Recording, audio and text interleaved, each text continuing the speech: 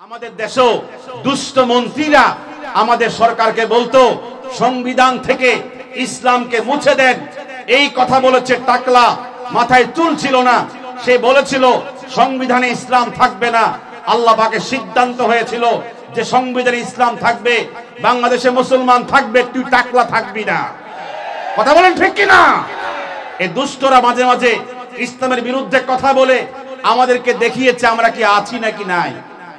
যখন আমাদের আল্লামা মাহমুদুল হক সাহেব যখন বলেছিল এই বাংলার জমিনে কোন ভাস্কর্য স্থাপিত হবে না, কথা বলেন ঠিক কিনা? আপনারা বলেন পেরেছে? পেরেছে? কোন শহরে কি পেরেছে বাবার মূর্তি স্থাপন করতে? আলেম ওলামা 3 বছর জেলে ছিল, কষ্ট করেছে, তারা নির্যাতন সয়েছে, কিন্তু হকের বিজয় আল্লাহ পাক দিয়েছেন। ঠিক কিনা বলেন? এজন্য দুষ্টরা যখন কথা বলবে কাপুরুষের মতো ঘরে ঢুকে থাকলে হবে না, সত্য কথা ময়দানে বলতেই হবে। হাত তুলে বলেন ঠিক কিনা? আমাদেরকে আমি নিজে শুনেছি, একই মঞ্চে বক্তব্য দিয়েছিলেন তিনি বলেছিলেন আমার মোবাইল নাম্বারটা কারো কাছে ছিল, এটা একটা বিপজ্জনক ছিল। এত ত্রাস -3, যখন তারা -3 আল্লামা বাবুনগরী, আমির হেফাজত, আল্লামা মামুনুল হক, এই 3 জনকে মাইনাস করতে পারলে তারা সাকসেস হয়ে যাবে। 41 পর্যন্ত ক্ষমতা কি থাকবে? স্থায়ী থাকবে। কিন্তু আল্লাহ পাক তাদের চক্রান্তকে নস্যাৎ করে 5ই আগস্টে চূড়ান্ত ভাবে শোষণীয় পরাজয় দেখিয়েছেন। কথা বলেন ঠিক কিনা? আল্লাহ পাকের অশেষ শুকরিয়া। আল ইখওয়ান ইসলামী যুব সংঘ চুনারুঘাট এর উদ্যোগে নবম বার্ষিক তাফসিরুল কোরআন মাহফিলের মুআজ্জাজ মুকাররম সভাপতি, দ্বিতীয় অধিবেশনের এই মুহূর্তে যারা এই কোরআন ও সুন্নাহর মাহফিলে আমরা একত্রিত হতে পেরেছি, যে মহামনিব আমাদেরকে এই মোবারক জায়গায় একত্রিত হওয়ার তৌফিক দান করেছেন, সকলেই শুকরগুজার করছি, সকলেই পড়ছি আলহামদুলিল্লাহ। মুআজ্জাজ হাজিরিন, আল্লাহ সুবহানাহু ওয়া তাআলা এত সুন্দর পরিবেশে পবিত্র কোরআনুল কারীমের এই অনুষ্ঠানে, এই মাহফিলে আমরা যেখান থেকে আসতে পেরেছি, আমরা ওই মহামনিবের দরবারে আবারও শুকরগুজার করছি, সকলে পড়ছি আলহামদুলিল্লাহ। আমি লাকসাম থেকে যদিও সঠিক সময়ে রওনা দিয়েছিলাম, আমি সঠিক সময়ে পৌঁছতে পারি নাই। রাস্তায় যথেষ্ট পরিমাণ গাড়ি ঘোড়ার জ্যাম ছিল, এমনকি আমি একটা রাস্তা পরিবর্তন করে ব্যাগ দিয়ে আবার নবীনগর হয়ে আসতে হয়েছে। রাস্তায় একটা গাড়ি আটকা ছিল, যার কারণে এখানে আসাই সম্ভব ছিল না। তো আল্লাহ সুবহানাহু ওয়া তাআলা আমাকে এই মোবারক মাহফিলে শরীক হওয়ার জন্য তৌফিক দিয়েছেন। সবাই সকলেই একসাথে উচ্চ কণ্ঠে আবারও পড়ছি আলহামদুলিল্লাহ। কোরআনুল কারীমের মধ্য থেকে আপনাদের মাঝে একখানা আয়াতে কারিমা তেলাওয়াত করেছি। আল্লাহ সুবহানাহু ওয়া তাআলা নবীজির সাহাবায়ে কেরামদের কিছু গুণাবলী, কিছু সিফাত এই আয়াতে কারিমার মধ্যে বর্ণনা করেছেন। আমাদের প্রিয় নবী হযরত মুহাম্মদ সাল্লাল্লাহু আলাইহি ওয়াসাল্লামের সাহাবায়ে কেরামদের কি বৈশিষ্ট্য ছিল, কি গুণাবলী ছিল, সেই কথাগুলো এই আয়াতে কারিমার মধ্যে স্পষ্টভাবে আল্লাহ পাক তুলে ধরেছেন। আমার আলোচনার বিষয় হচ্ছে বর্তমান প্রেক্ষাপটে মুসলিম উম্মার করণীয় বর্জনীয়। আমি মনে করি এই আয়াতে কারিমার ভিতরে এই আলোচনার বিষয়বস্তু, এই আলোচনার নির্ধারিত এই বিষয়ের কিছু কথা এই আয়াতে কারিমার ভিতরে আছে বলেই আপনাদের মাঝে এখান থেকে কিছু কথা বলার জন্য ইচ্ছে পোষণ করেছি। আল্লাহ পাক আমাকে বলার, সকলকে ধৈর্যের সাথে শুনে সাহাবায়ে কেরামদের বৈশিষ্ট্যগুলোকে আমাদের সামনে রেখে জীবন অতিবাহিত করার তৌফিক দান করেন। আল্লাহ সুবহানাহু ওয়া তাআলা বলেন মুহাম্মাদুর রাসূলুল্লাহ, মুহাম্মদ সাল্লাল্লাহু আলাইহি ওয়াসাল্লাম তিনি আল্লাহর প্রেরিত রাসূল। ওয়াল্লাযীনা মাআহু, আর যারা তার সাথে, তার সাহাবায়ে কেরাম যারা তার সাথে ঈমান গ্রহণ, ইয়াবতাগুনা ফাদলাম মিনাল্লাহি ওয়া রিদওয়ানা, এরা কামনা করে, আল্লাহর নিকটে তালাশ করে আল্লাহর অনুগ্রহ, আল্লাহ পাকের বাদশা কিসরার হাতে পৌঁছাবো ইনশাআল্লাহ। হুজুর তাকে চিঠিখানা দিয়ে দিলেন। আব্দুল্লাহ ইবনে হুযাফা আস-সাহামী ঘোড়ার মধ্যে উঠে কোন সফর সঙ্গী ছাড়া একা রওনা দিয়েছেন। শত শত মাইল সেই কিসরা রোমের বাদশার কাছে তিনি এই চিঠি পৌঁছাবেন। যখন দূতের মাধ্যমে জানতে পেরেছে মদিনা থেকে মেহমান প্রবেশ করছে, রোম সম্রাটের কিসরার কাছে, তখন কিসরা তার রাজ দরবারে এই মেহমানকে রিসিভ করার জন্য অত্যন্ত শানদার পরিবেশ করেছে। কিসরা তখন তার গভর্নর পরিষদ, তার সুদীজন গুণীজন যারা সবাইকে একত্রিত করে তার সভাসদে আহ্বান করেছে।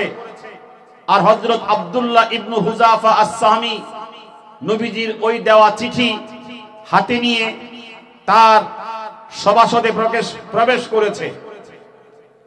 সিংহাসন থেকে সম্রাট বলছে, আপনি মদিনার মেহমান, আপনাকে আপ্যায়ন করা, মেহমানদারি করা আমার দায়িত্ব কর্তব্য হিসেবে আমি আপনাকে আপ্যায়ন করেছি। আপনার কোনো কথা থাকলে বলতে পারেন। হযরত আব্দুল্লাহ ইবনে হুযাফা আস-সাহামী নবীজির চিঠিখানা বের করে ওই বাদশার কাছে দেওয়ার জন্য উঠে দাঁড়ালেন। তখন বাদশা সিংহাসন থেকে বলছে, আপনাকে আসতে হবে না, আমি আমার লোক পাঠাচ্ছি, তার মাধ্যমে আমি আপনার হাত থেকে চিঠি গ্রহণ করব।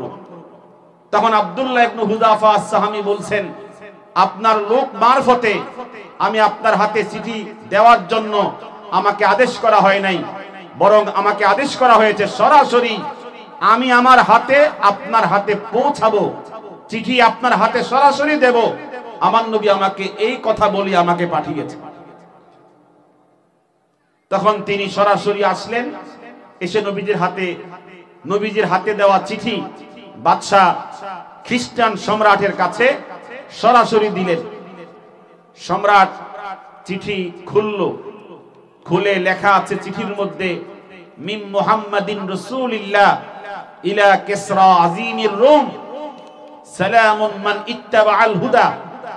লেখা আছে এইভাবে, এই চিঠি হচ্ছে মুহাম্মদ রাসূলুল্লাহ সাল্লাল্লাহু আলাইহি সাল্লামের পক্ষ থেকে ইলা কিসরা আযীমির রোম, রোম সম্রাট কিসরার কাছে, কিসরার প্রতি, সালামুন মান ইত্তাবাআল হুদা, যারা হেদায়েতকে অনুসরণ করে তাদের উপরে শান্তি বর্ষিত হোক। এই চিঠি পাওয়ার পরে কিসরা মাজ্জাকাহু কুল্লা মুমাজ্জাকিন, নবীজির দেওয়া চিঠিকে ছিঁড়ে টুকরা টুকরা করে ফেলে দিয়েছিল। রাসূলুল্লাহর সাহাবী নবীজির দেওয়া চিঠি যখন ছিঁড়ে ফেলতেছিল, হুজুরের সাহাবীর চোখ থেকে তখন টপ টপ করে চোখের পানি পড়ছিল আর বলছিল, ওয়াল্লাহি, আল্লাহর কসম করে বলছি, মা উবালি, আমি কোনো পরোয়া করি না, আলা আইয়ি হালিন আকুনু বাদা আন আদাইতু কিতাব রাসূলিল্লাহ সাল্লাল্লাহু আলাইহি ওয়াসাল্লাম, আমি আমার নবীর আদেশ পালন করতে গিয়া আমার হাতে সরাসরি আমার নবীর চিঠি মুবারক আমি এই খ্রিস্টান সম্রাটের হাতে পৌঁছে দেওয়ার পরে এখন যত মুসিবত, যত বিপদ, যত শাস্তি আমার উপরে আসুক, আমি সামান্য পরিমাণ পরোয়া করি না। ওয়াল্লাহি মা উবালি আলা আইয়ি হালিন আকুনু বাদা আন আদাইতু কিতাব রাসূলিল্লাহ সাল্লাল্লাহু আলাইহি ওয়াসাল্লাম। এই বক্তব্য দেওয়ার পরে সম্রাট তখন বলেছিল, তাকে এখান থেকে বহিষ্কার করো, আমার এই সভাসদ থেকে বের করে ফেলো। আল্লাহ রাসূলের সাহাবী সেখান থেকে বের হলেন অপমানের সাথে, লাঞ্ছনার সাথে। বের হওয়ার পরে তিনি ঘোড়ায় উঠলেন, ঘোড়ায় উঠে মদিনায় রওনা করেছেন। মদিনায় যাওয়ার পরে নবীজির কাছে এই মর্মান্তিক ঘটনা যখন পেশ করছিলেন, নবীজির চোখ থেকে তখন টপ টপ করে চোখের পানি পড়ছে, আর বলছে, আল্লাহর কসম করে বলছি যে মাজ্জাকাল্লাহু মুলকাহু, হে আব্দুল্লাহ ইবনে হুযাফা, তুমি শুনে রাখো, আল্লাহ তাআলা এই কিসরার রাজত্বকে টুকরা টুকরা করে ফেলবেন, যেভাবে সে আমার চিঠিকে টুকরা টুকরা করে ফেলেছে। নবীজি বদদুয়া করেছেন। এদিকে কিসরা ক্ষেপে গিয়েছে যে আমার সামনে এত বড় সাহস নিয়ে চিঠি দিয়ে আমাকে লাঞ্ছিত করেছে, তাকে গ্রেফতার করো। কিন্তু তার বাহিনী খুঁজে আব্দুল্লাহ ইবনে হুযাফাকে খুঁজে পান নাই। তখন সে ক্ষিপ্ত হয়ে তার পার্শ্ববর্তী প্রদেশ ইয়ামান দেশের যিনি গভর্নর, তার নাম বাজান, নাম কি, বাজানকে বলেছে, তুমি তাড়াতাড়ি করে তোমার এলাকার সবচেয়ে বড় সাহসী যোদ্ধা এক কাফেলা পাঠাইয়া মুহাম্মদ বলি সাল্লাল্লাহু আলাইহি ওয়াসাল্লাম তাকে গ্রেফতার করে আমার সীমানায়, আমার রোম সাম্রাজ্যে ধরে নিয়ে আসো। তখন বাজান ওই ইয়ামান দেশের প্রদেশের যিনি গভর্নর ছিল, সে অত্যন্ত সাহসী যোদ্ধাদেরকে কাফেলা বানিয়ে নবীজির কাছে পাঠিয়ে দিয়েছেন যে গিয়ে বলবে যদি তোমাদের সাথে আসে তাহলে তার শাস্তি কম হবে, যদি না আসে তাহলে আমাদের বাদশা কিসরা মদিনা সহ মুহাম্মদ সাল্লাল্লাহু আলাইহি ওয়াসাল্লাম সহ তার গোটা সাহাবায়ে কেরামের জামাতকে তছনছ করে ফেলবে, এই সংবাদ পৌঁছায়া দিবা। তখন ইয়ামান দেশের গভর্নর বাজান তার নির্দেশক্রমে এক বিশাল শক্তিশালী কাফেলা মদিনা মুনাওয়ারায় রওনা দিয়েছে। প্রতিমধ্যে মক্কার কয়েকজন কাফেরের সাথে রাস্তায় সাক্ষাৎ হয়েছে। তখন কাফের, যারা মক্কার কাফের, তারা ওদেরকে প্রশ্ন করে, তোমরা যাচ্ছ কোথায়?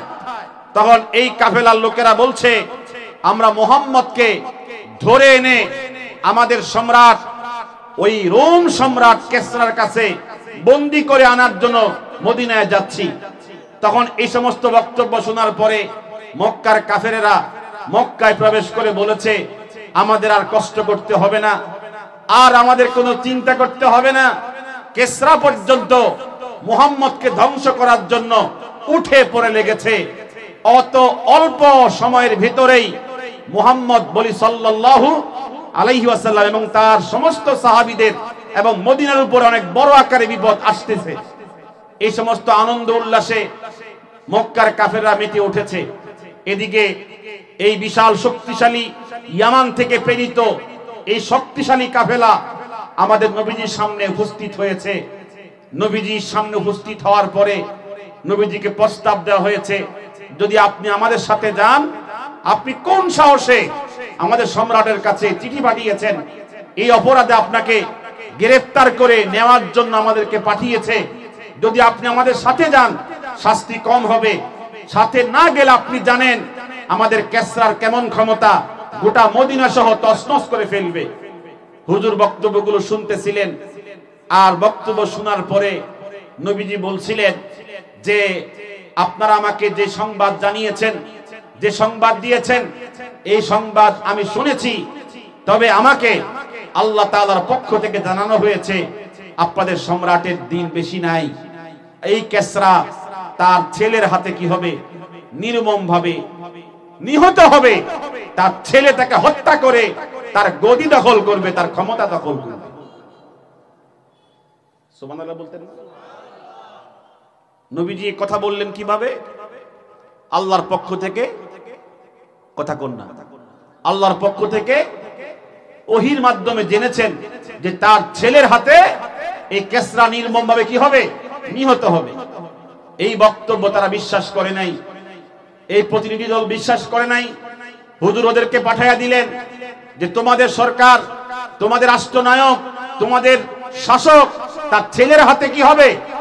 অল্প কয়েকদিনের ব্যবধানেই নির্মমভাবে নিহত হবে। এই সংবাদ শোনা মাত্র তারা সেখান থেকে আবার ইয়ামান দেশের উদ্দেশ্যে রওনা করেছেন। খালি হাতে রওনা করে ইয়ামান দেশের যিনি গভর্নর বাজান, তার কাছে সংবাদ পৌঁছানো হলো। সংবাদ পৌঁছানোর পরে মাত্র কিছুদিন ব্যবধানে তার হাতে চিঠি আসলো যে ওই যে কি বলে আপনার কেসরার ছেলে শিরওয়ায়, কেসরা ছেলের নাম কি? শিরওয়ায়। সে তার বাবাকে হত্যা করে গদি দখল করেছে, ক্ষমতা দখল করেছে।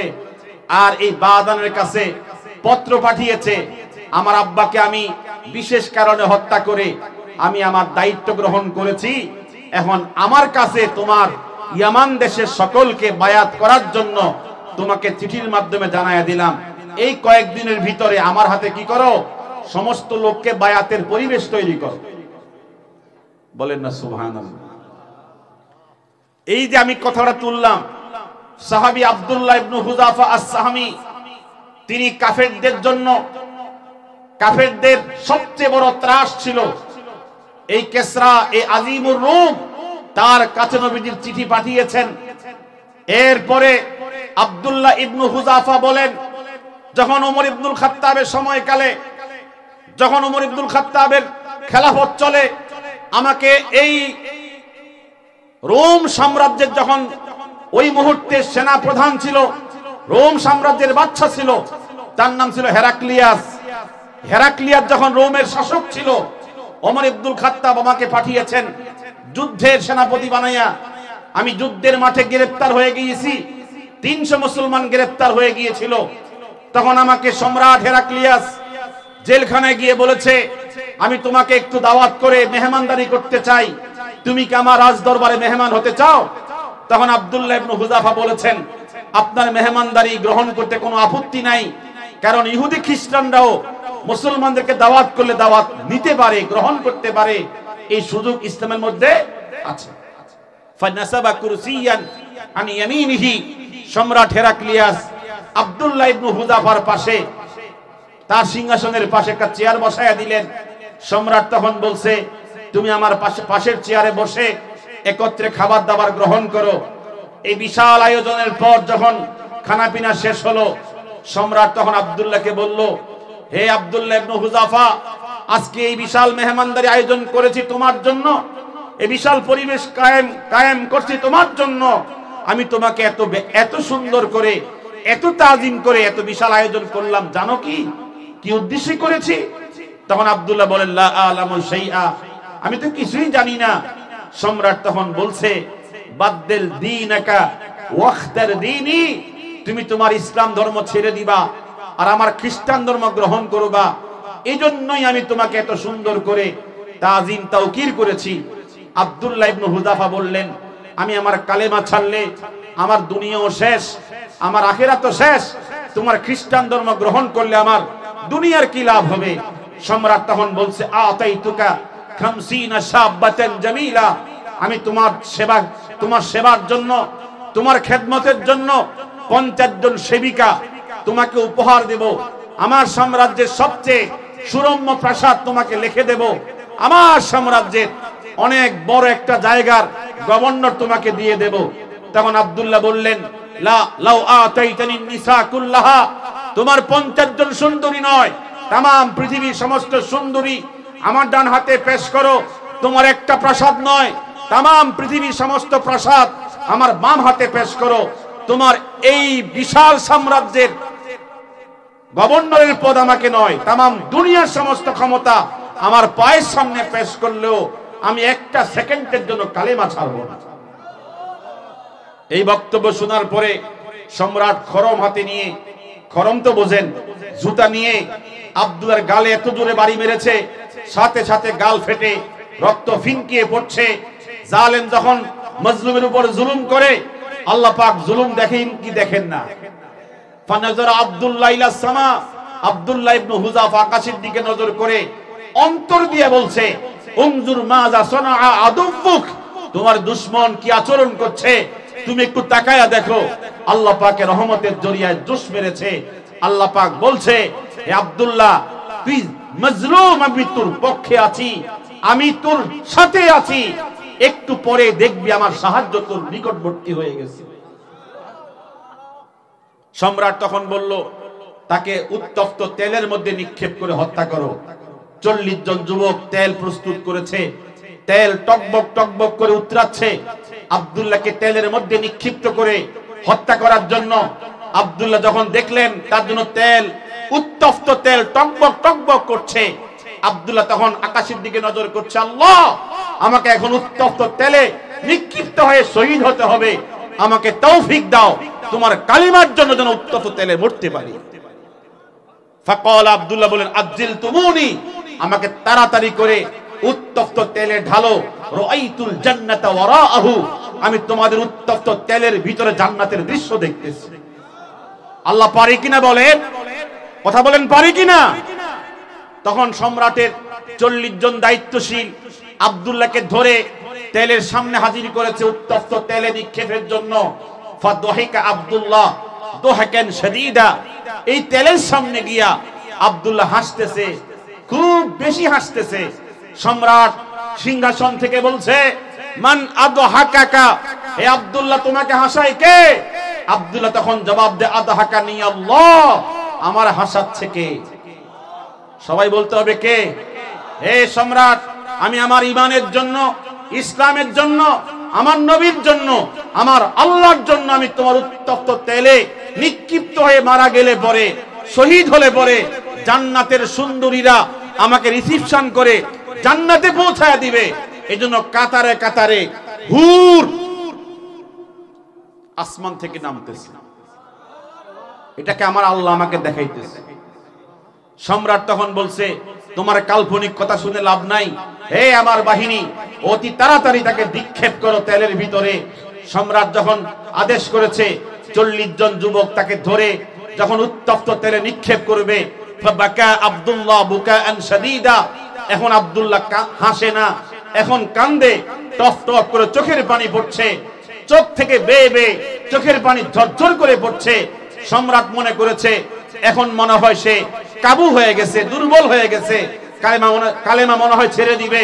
তখন আব্দুল্লাহকে বলছে, তোমাকে কাঁদতে হবে না, তোমাকে চোখের পানি ফেলতে হবে না, তোমাকে বাঁচায় দেব, তুমি বলো আমি খ্রিস্টান ধর্ম গ্রহণ করেছি।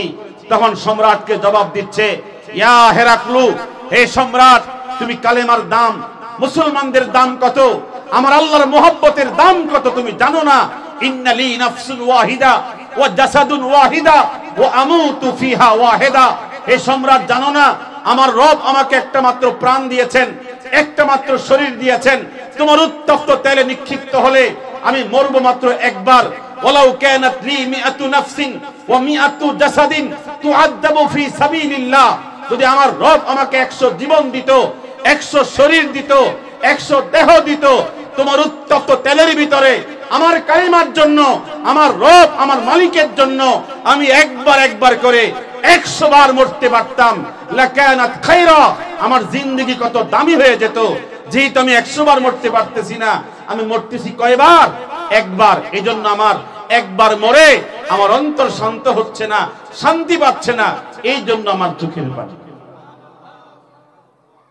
এত আসতে বললেন সুবহানাল্লাহ। তাহলে মুসলমানদের ঈমানের কত মূল্য সম্রাট তখন বুঝতে পেরেছে। এইভাবে শাস্তি প্রয়োগ করে আব্দুল্লাহকে বেঈমান করা যাবে না।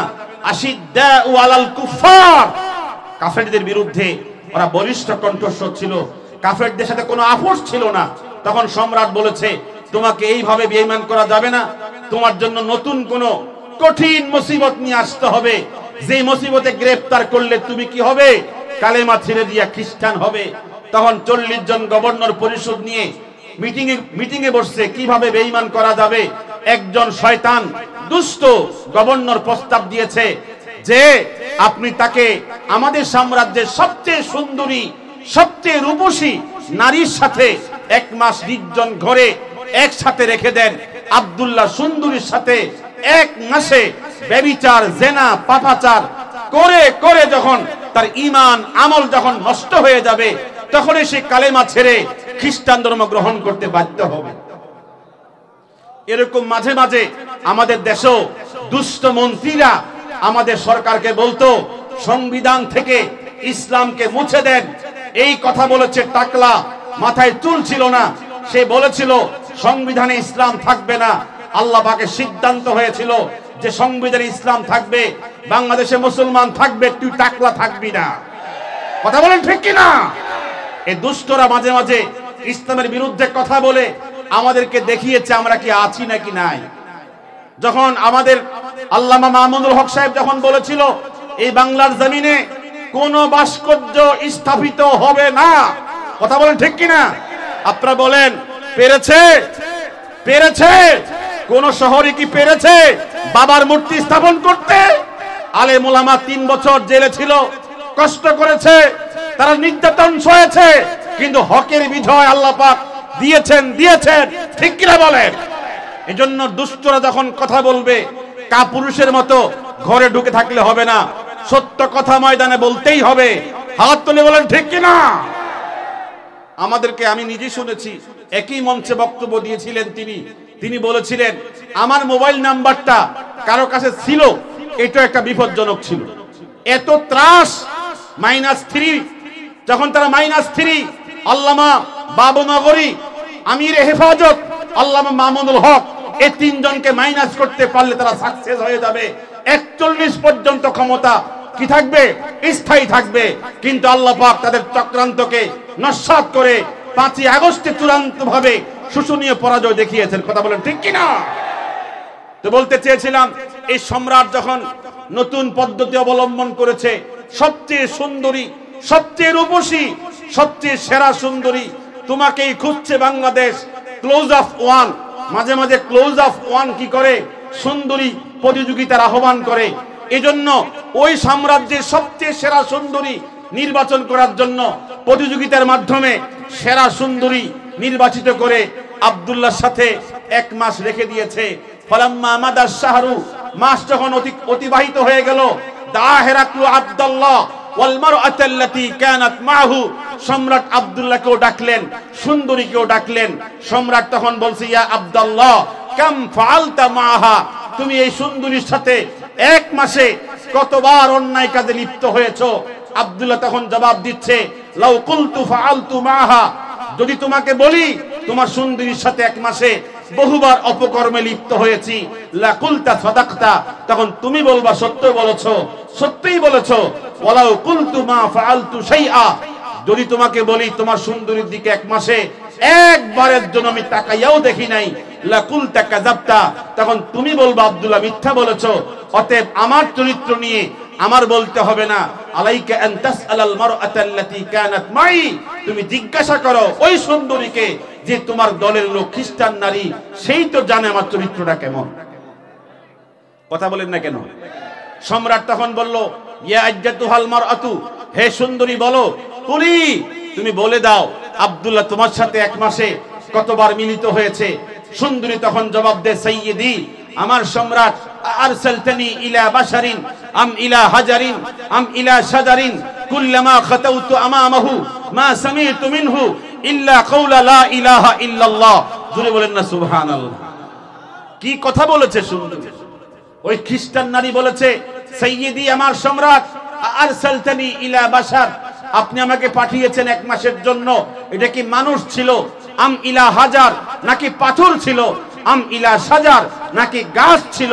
কুল্লামা খাতাউতু আমামাহু, আমার রূপ দেখলে তো একটা যুবক অস্থির হয়ে যায়, 1 মিনিট সহ্য করতে পারে না। এই যুবক কিভাবে 1 মাস পর্যন্ত আমার এত সৌন্দর্য, আমার এত রূপ দেখার পরেও সে আমার দিকে একটাবার নজর করে নাই? আমি আশ্চর্য। এই যুবককে আমি যতবার আকৃষ্ট করার জন্য চেষ্টা করেছি, 24 ঘন্টা যুবককে দেখেছি, তার নজর ছিল মাটির দিকে, আর 24 ঘন্টা যুবক পড়েছে লা ইলাহা। তখন সম্রাট বলেছে মা রাআইতু আহাদান মিসলাকা, তোর মতো ভালো মানুষ আমার দেশে একজনও দেখি নাই। তুই এমন চরিত্রের হইলে পরে তোর নবী কেমন ছিল? এত আসতে বললেন, তুই এমন চরিত্রের হলে পরে তোর নবী কেমন ছিল? তখন সম্রাটের চোখ থেকে টপ টপ করে চোখের পানি পড়ছিল। আর বলছিল তোর নবী পেরেছে তোদের মতো এত সুন্দর মানুষ তৈরি করতে। আমাদের দেশ স্বাধীনতার পরে 7 কোটি কম্বল বিতরণ করছিল আমাদের দেশের একজন রাষ্ট্রনায়ক। তখন তিনি দুঃখ করে বলছিল, আমার কম্বলটা কোথায়? কথা কন না, আমার কম্বলটা কোথায়? যখন বলা হয়েছিল চুরি হয়েছে, আপনার কম্বল চুরি হয়ে গেছে, তখন তিনি দুঃখ করে একটা বক্তব্য দিয়েছিল, সারা পৃথিবীর রাষ্ট্রনায়কগণ দেশ স্বাধীন করে পেয়েছে স্বর্ণের খনি, আর আমি পেয়েছি রূপার খনি। কি কইছিল? সুরে না রূপা? সুরের খনি বলছিল নাকি? এই হলো আমাদের দেশের অবস্থা। এখন সুর তো কমতে কমতে একবারে নাই নাকি? সুর কমছে নি? আগের থেকে সুর কি কমছে না বাড়ছে? সুর কমবে কখন? যখন আলেমরা দেশ চালাবে। কথা কোন ঠিক কিনা? যখন পবিত্র কোরআন দেশ চালাবে তখন চোর কমবে। এটা কার সিদ্ধান্ত? আল্লাহর সিদ্ধান্ত। আল্লাহর আইন যখন বাংলার জমিনে বাস্তবায়ন হওয়া শুরু করবে তখন নামাজের সংখ্যা বাড়বে, চোরের সংখ্যা করবে, বাটপার কমবে, আল্লাহর ওলি ঘরে ঘরে তৈরি হবে। ঠিক কিনা বলেন? আজকে আমরা অনেক দেখেছি, এই সরকার ওই সরকার বহু দেখেছি, যিনি উপদেষ্টা ছিল 36,000 কোটি টাকা মাইরা দিয়া চুলও নাই দাড়িও নাই। কথা কোন না? চুলো সাইজ দাড়িও কি? সে উপদেষ্টা, যে উপদেষ্টা 36,000 কোটি টাকা মারতে পারে, সে কিসের উপদেষ্টা? সে চোর, জাতীয় বেঈমান। ঠিক কিনা বলেন? তো বলতে চেয়েছিলাম, আলেম ওলামাদের কত নির্যাতন, কত স্টিম রোলার চালিয়েছে। একটা আলেমকে পর্যন্ত দেখাতে পারবে 100 কোটি টাকা মারছে? কথা কোন? 100 কোটি অনেক দূরে। 1 কোটি টাকা মারছে একটা আলেম বাংলাদেশের কোন রাজস্ব খাত থেকে, জাতীয় খাত থেকে মেরে দিছে এমন একটা আলেম দেখাত তারা? একমাত্র পারে কোরআনের রাজ কায়েম করতে পারলেই বাংলাদেশ নিরাপত্তা পাবে, শান্তি পাবে, ভাগ্যের পরিবর্তন হবে। ঠিক কিনা বলে? তো বলতে চেয়েছিলাম, রাসূলের এই সাহাবীকে সর্বশেষ আর কোনো পরীক্ষা দেবে না, তাকে স্বাধীনতা দিয়ে দিবে। তখন ওজির আলা বলছে, না বাদশা, এত তাড়াতাড়ি ছেড়ে দিবেন? আমার যে প্রযুক্তি আছে, এই প্রযুক্তির সামনে সে বেঈমান হতে বাধ্য হবে। তো ওজির আলাকে জিজ্ঞেস করলো, তোমার কাছে কি প্রযুক্তি আছে? তখন প্রধান গভর্নর বলছে, যদি শুকুরের গোশত দিয়া আর মদের বোতল দিয়া এক জায়গায় আটক রাখেন, ক্ষুধার কষ্ট সবচেয়ে বড় মুসিবত। কথা কোন না? অভাব এমন একটা জিনিস, একটা মানুষকে চরিত্র হারায় ফেলার কি করে অবস্থায় নিয়ে যায়। তখন এই সম্রাট বলছে, তোমার প্রযুক্তি আমি দেখি না অ্যাপ্লাই করলে কার্যকর হয় কিনা। তো শুকরি গোশত আর মদের বোতল দিয়া আব্দুল্লাহকে কয়েকদিনের জন্য একটা নির্জন বন্দি ঘরে রেখে দিয়েছে। মাত্র 3 দিন গেছে। কয়দিন? কি মনে করছেন আপনারা? সাহাবী আব্দুল্লাহ কি শুকরি গোশত খেয়ে শেষ করছে? মদ পান করে শেষ করছে? 3 দিন যাওয়ার পরে সম্রাট বলছে, দেখো তো আব্দুল্লাহকে 3 দিন রাখছি, শুকরি গোশত খেয়েছে কিনা, মদের বোতল থেকে মদ পান করেছে কিনা, ভিতরে গিয়ে দেখে আসো। আব্দুল্লাহ এই পাশে 3 দিনের ভিতরে বহু দোয়া করেছে, আল্লাহকে স্মরণ করিয়ে দিয়েছে। আল্লাহ তুমি তো বলেছো, ওমাই ইয়াত্তাকিল্লাহ, যে আল্লাহকে ভয় করে হারাম ছেড়ে দেয়, হারাম রিজিক খায় না। তুমি তো তার জন্য বলেছো ইয়াজআল্লাহু মাখরাজা, দুনিয়ার সমস্ত আয়োজন তুমি সহজ করে দাও। তো আমার খানা কই? কথা কোন? কারে বলতেছে? আমি তোমার ভয় হারাম খাচ্ছি না, 3 দিন গেল, আমার খানা কই? তুমি না বলেছো ওয়ায়ারযুকুহু মিন হাইসু লা ইয়াহতাসিব, এমন জায়গা থেকে রিজিক আসে সে কখনো ভাবতেও পারে না, কল্পনাও করতে পারে না। আমি তো বিশ্বাস করি জান্নাতের খাবার তোমার ক্ষমতা রাখো আমাকে দেওয়ার জন্য। জান্নাত থেকে চলে আসছে। আল্লাহ পারে কিনা? একটু কথা বলতে হবে, পারে কিনা? খাবার চলে আসে জান্নাত থেকে। সম্রাটের লোকজন ভিতরে গিয়ে দেখে আব্দুল্লাহ শুকরি গোশত খায় না, মদও পান করে না। এমন খাবার আসছে তার সামনে, মালা আইনুন রাআত ওয়ালা উযুনুন সামিআত, চোখেও দেখে নাই, কানেও জীবনে শুনে নাই। আব্দুল্লাহর এই কথাগুলো সম্রাটের কাছে গিয়ে বলছে, সম্রাট, দিলাম শুকরের গোশত আর মদের বোতল, শুকরের গোশত খায় না, মদও পান করে না, এগুলো কি খাচ্ছে? আমাদের দেশের গাছেও ধরে না, আমাদের দেশের বাজারেও পাওয়া যায় না। তখন সম্রাট বলছে, তাকে ডেকে নিয়ে আসো। কি করে আসো? ডেকে নিয়ে আসো। আব্দুল্লাহকে ডেকে আনা হলো।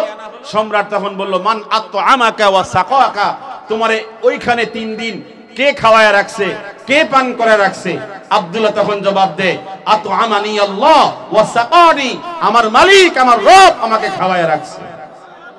ওই আল্লাহ এখনো আছে না নাই? একটু হাত তুলে বলেন, আল্লাহ পারে কি পারে না? হালাল খাবেন, সন্তানদেরকে হালাল খাওয়াবেন।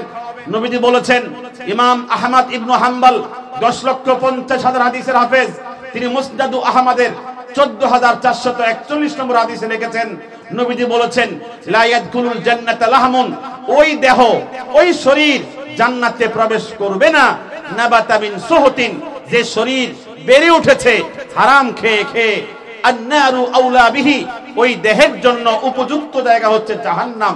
জোরে কর নাউযুবিল্লাহ। এজন্য আমাদের এই হাদিসটা অনুযায়ী আমাদের প্রত্যেকটা ফ্যামিলি সদস্যকে যেন আমরা হালাল উপার্জন করে খাওয়াই, নিজেও হালাল খাই, অন্যকে হালাল খাওয়াই। আল্লাহ পাক সকলকে তৌফিক দান করেন।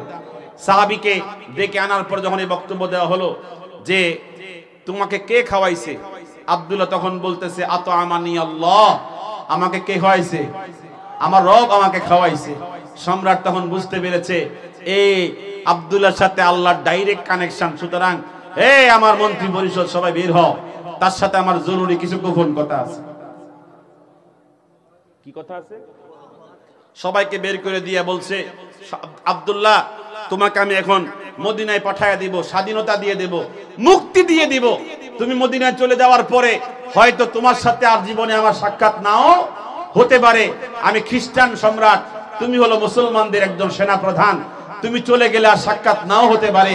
তুমি যাওয়ার আগে আমার কপালে একটা সুমা দিয়ে যাও, যেন আমার জীবনটা তোমার সুমাতে বরকতপূর্ণ হয়। এতদিন মারার জন্য কত প্রচেষ্টা, আর এখন সুমা খাওয়ার জন্য কি আবেদন নিবেদন অনুরোধ। আব্দুল্লাহ তখন জবাব দিচ্ছে, ইন্নাকা নাজাসুন, ইন্নাকা নাজাসুন, তুমি তো নাপাক, তোমার কপালে আমার এই ঠোঁট লাগতে পারে না। আমার ঠোঁট পড়েছে লা ইলাহা ইল্লাল্লাহ, এই কালেমা পড়লে ঠোঁট কি হয়ে যায়? পাক হয়ে যায়, মানুষ পবিত্র হয়ে যায়, ঠিক কি না? অতএব তোমার কপালে সুমা দেওয়ার কোনো সুযোগ আমার নাই। তখন সম্রাট লোভে কায়দা কৌশলে তাকে সুমা খাওয়ার জন্য, তার থেকে সুমা নেওয়ার জন্য আবার বলতেছে, তুমি আমাকে সুমা দিলে তোমার সঙ্গে 300 জন মুসলমান আমার জেলখানায় আটক হয়েছে, ওদেরকে ছেড়ে দিমু। ওদেরকে কি করবো? ছেড়ে দিমু। তখন আব্দুল্লাহ মুস্কি এসে বলছে, তাহলে তো একটা কিছু করা যায়। এতক্ষণ মুসিবত ছিল আমার ব্যক্তি কেন্দ্রিক, এখন তো মুসিবতটা গেছে কাদের উপরে? সামষ্টিক, ওদের উপরে মুসিবতটা গেছে। তোমাকে সুমা দিলে ওরা কি হয়ে যাবে? নাজাত পেয়ে যাবে। তাহলে তোমাকে দেওয়া যাবে কিনা আমাকে একদিন সময় দেন, চিন্তা ভাবনা করে বলবো কালকে। তো অনেক চিন্তা ভাবনা করে পরের দিন আসছে, আইসা বলতেছে ডাইরেক্ট দেওয়া যাবে না, ইনডাইরেক্ট দেওয়া যাবে। তো বাচ্চাকে ইনডাইরেক্টটা কেমনে? আমি তো আল্লাহর কাছে জবাব দিতে হবে, তোমার কপালে সুমা দিলে আল্লাহ আমাকে ধরবে, তুমি কেন দুনিয়ার স্বার্থে এই বেঈমানের কপালে সুমা দিছো? এজন্য আমি আল্লাহর ডরে, আল্লাহর ভয়ে তোমার কপালে ডাইরেক্ট সুমা দেওয়ার সুযোগ পাচ্ছি না, তবে তোমার কপালে একটু থুতু দেব। কি দিব? থুতু দেওয়ার সময় আমার নিয়ত থাকবে, আল্লাহ আমি কিন্তু 300 জন মুসলমানকে বাঁচানোর জন্য সিস্টেম করে তার কপালে সুমা না দিয়া আগে থুতু দিতেছি, যেন তুমি ধরলে আমি তোমাকে জবাব দেই আমি থুতু দিছি, তাকে সুমা দিছি না। আর শোনো হে কাফের, হে খ্রিস্টান বাচ্চা, তোমার কপালে যখন থুতু দেব না, তোমার কপালে আমার ঠোঁটটা স্পর্শ করাইয়া দিব, লাগাইয়া দিব, তখন তুমি মনে করবে আমি তোমাকে কি দিছি? সুমা দিছি। তাহলে আমারটাও সারে, তোমারটাও সারে। তো বাচ্চাকে ঠিক আছে দিবা, যে পাবলিক যেন না বোঝে, পাবলিক যেন না বোঝে। পরের দিন সুন্দর করে সুমার আয়োজন হয়েছে। আব্দুল্লাহ আইছে, এমন লইয়া আইছে, মুখ বইরা রাখছে, মুখ কি বইরা রাখছে, আর বাচ্চাকে দিয়ে যাও, এমন দেওয়া দিয়েছে, ডাইলে দিয়েছে পুরোটা। তো ভাইয়া ভাইয়া পড়তেছে, ওজির আলা হে বলতেছে, আব্দুল্লাহ তুই দিলি কি? তুই দিলি কি? বাচ্চাকে খেপবো না, খেপবো না, যদ্দুর দিছে এটি সব আমার দরকার নাই, তোরা কিছু গায়ে মাখ, এগুলো তাবাররুক। কথা কর, এগুলো কি তাবাররুক। তোরা কত বড় বড় চোর, বাটপার, সিটি, এরকম 10টা ছেলে আমার গভর্নর থাকলে দেশ স্বর্ণ হয়ে যেত। কথা কন না, দেশ কি হইতো? স্বর্ণ হয়ে যেত। তো বলতে চেয়েছিলাম অনেক লম্বা কথা। 300 সাহাবী নিয়ে যখন মদিনায় চলে গেছে, ওমর তখন বলছে, আব্দুল্লাহ 300 মুসলমান তুমি সহকারে এত সহি সালামতে, আমি তো ভাবছিলাম ওই সম্রাট হেরাক্লিয়াস তোমাদেরকে কচু কাটা করবে, তুমি কেমনে তো সহজে আসছো। আব্দুল্লাহ তখন বলছে, এত সহজে তো আসি নাই, কত মুসিবত আমার উপরে গেছে। কথা কন না। তখন আব্দুল্লাহকে লক্ষ্য করে বলছে, ওয়াজ্জিহ জুবহাতাকা উকাব্বিলুকা আসরা মাররাত, আব্দুল্লাহ তুই তোর কপাল আমার সামনে ধর, আমি তোকে 10টা চুমা দেই। ওমর বলতেছে, কে বলতেছে? খলিফাতুল মুসলিমিন বলতেছে, তোমাকে আমি 10টা চুমা দেই, তোর কপাল আমাকে ধর। আব্দুল্লাহ তখন বলছে, আমনে খলিফা, আমি হলাম অধীনস্থ প্রজা, আমার উচিত আপনাকে চুমা দেওয়া, আপনি কেন চুমা দিতে চান? তখন ওমর বলেছে, আমার জীবনের কোন ইবাদত বন্দেগী আল্লাহ কবুল না করলেও তোকে মোহাব্বত করে 10টা চুমা দিলে এই মোহাব্বতের চুমাগুলো আমাকে নাজাত দিয়ে দিবে। আমি যে কথা বলতে চেয়েছিলাম, সাহাবায়ে কেরাম ছিল আশিদ্দাউ আলাল কুফার, কাফেরদের বিরুদ্ধে কি ছিল? খুব কঠোর ছিল। আর দ্বিতীয় কথা বলছিলাম রুহামাউ বাইনাহুম, এটা বলতে গেলে সময় চলে যাচ্ছে, সময় প্রায় শেষ। আল্লাহ তাআলা যেন আমাদের সকলকে বর্তমান প্রেক্ষাপটে যারা আজকে আমাদের দেশের অবস্থাকে, পরিবেশকে নষ্ট করার জন্য হকপন্থী ওলামায়ে কেরামদের বিরুদ্ধে আপনার অস্ত্র ধরেছে, এমনকি অরাজকতা সৃষ্টি করার জন্য অন্যায় পথে হাঁটছে, আমরা দোয়া করি আল্লাহ পাক ওদেরকে হেদায়েত দান করেন। জোরে আমিন বলেন। আল্লাহ পাক হেদায়েত দান করেন, সহি বুঝ দান করেন। যদি সহি বুঝ না থাকে, আল্লাহ পাক তার কুদরতি ক্ষমতায় ওদেরকে সহি পথে আনার পরিবেশ করে দেন। জোরে কোন আমিন। আমি দোয়া এখানে শেষ করছি, আসরের আযান হয়ে গেছে। আল্লাহ পাক আমাদের সকলকে দ্বীনের পথে আনফুসিনা ওয়া মিন সাইয়্যাতি আ'মালিনা من يهده الله فلا مضل له ومن يضلله فلا هادي له ونشهد أن لا إله إلا الله وحده لا شريك له ونشهد أن سيدنا وحبيبنا ومرشدنا ومولانا محمدا عبده ورسوله صلى الله عليه وعلى آله وأصحابه وبارك وسلم الذي أرسله بالحق بشيرا ونذيرا وداعيا إلى الله بإذنه وسراجا منيرا فقد قال الله تعالى في كلامه المجيد وفرقانه الحميد أعوذ بالله من الشيطان الرجيم بسم الله الرحمن الرحيم محمد رسول الله والذين معه أشداء على الكفار رحماء بينهم تراهم ركعا سجدا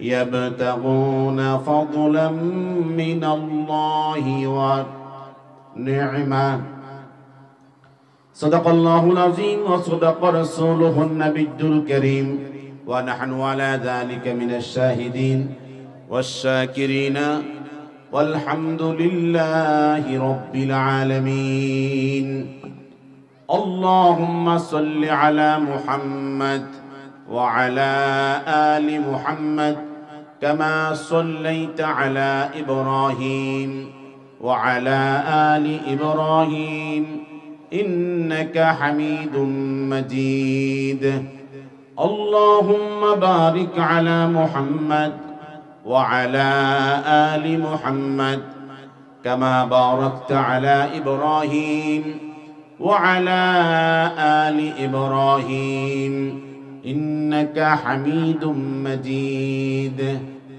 سبحان الله والحمد لله ولا إله إلا الله والله أكبر سبحان الله والحمد لله ولا إله ইল্লাল্লাহ ওয়াল্লাহু আকবার সুবহানাল্লাহ ওয়ালহামদুলিল্লাহ ওয়ালা ইলাহা ইল্লাল্লাহ ওয়াল্লাহু আকবার বালাগাল উলা বিকামালিহি কাশাফাদ দুজা বিজামালিহি হাসনাতু জামিউ খিসালিহি সাল্লু আলাইহি ওয়া আলিহি।